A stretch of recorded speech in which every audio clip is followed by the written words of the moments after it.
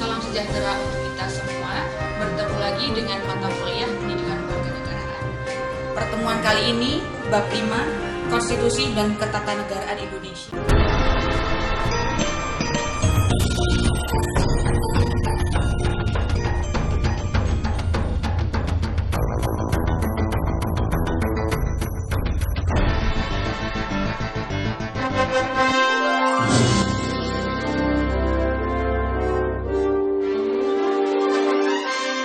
Bagian kelima, Konstitusi dan Ketatanegaraan Indonesia. Bangsa dan negara Indonesia tercinta ini bukan milik perorangan atau milik kelompok tertentu, tetapi bangsa dan negara tercinta ini milik seluruh rakyat Indonesia yang diwariskan oleh para pendiri bangsa sebagai hasil perjuangan dan pengorbanannya untuk menjamin keberlangsungan proses penyelenggaraan negara sesuai dengan fungsi dan tujuannya. Keberadaan konstitusi dan ketatanegaraan menjadi sangat penting sebagai pengikat secara hukum antara pemerintah atau penguasa dengan warga negaranya atau rakyatnya. Dalam lingkup ketatanegaraan negara, terdapat dua macam hukum yang menjadi ketentuan dasar kenegaraan dan kebangsaan, yaitu hukum yang memerintah negara dan hukum yang merupakan alat bagi negara untuk memerintah. Hukum yang memerintah negara adalah konstitusi. Dalam arti sempit berarti undang-undang dasar, yaitu satu atau beberapa dokumen yang memuat aturan-aturan, ketentuan-ketentuan yang bersifat pokok, yang lazimnya disebut dengan dokumen hukum pokok. Konstitusi dalam arti luas berarti memuat dokumen hukum pokok dan ekspresi dari keinginan sebuah bangsa yang ada di negara itu, yang berisi refleksi dari sejarah bangsa, ketakutan dan keprihatinan aspirasi-aspirasi yang pernah dialami oleh bangsa itu. Kedudukan konstitusi adalah sebagai hukum dasar yang sekaligus hukum tertinggi dalam tata urutan peraturan perundang-undangan, juga menjadi dasar dan sumber bagi peraturan perundang-undangan lain yang ada dalam suatu negara. Konstitusi muncul karena adanya kebutuhan untuk merespon perkembangan peran relatif kekuasaan umum dalam suatu kehidupan umat manusia. Dengan diterapkannya konstitusi dalam negara, diharapkan dapat membatasi kesewenang-wenangan penguasa otoriter dan melahirkan sebuah negara yang demokratis. Pengertian konstitusi. Konstitusi merupakan fenomena universal yang dimiliki hampir setiap negara di dunia dalam rangka penyusunan politik dan strategi nasional suatu bangsa. Istilah konstitusi dalam banyak negara diartikan berbeda-beda. Konstitusi dapat diartikan sebagai kelompok ketentuan yang mengatur organisasi negara dan susunan pemerintahan suatu negara.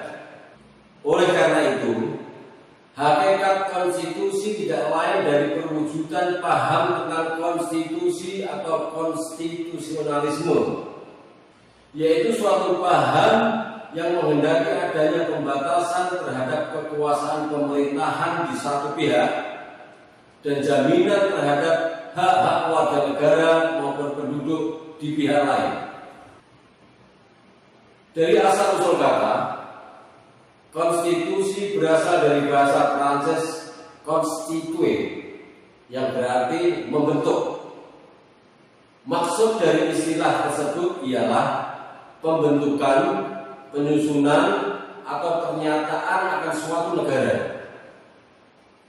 Dalam bahasa Latin, konstitusi merupakan gabungan dua kata, yakni cum berarti bersama dengan, dan statuer berarti membuat sesuatu agar berdiri atau menetapkan sesuatu.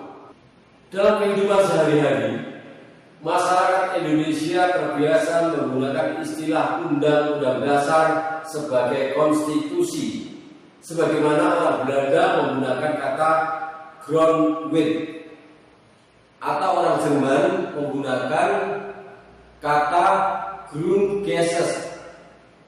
Kedua kata dari dua bahasa tersebut sama-sama menunjukkan pada satu naskah tertulis.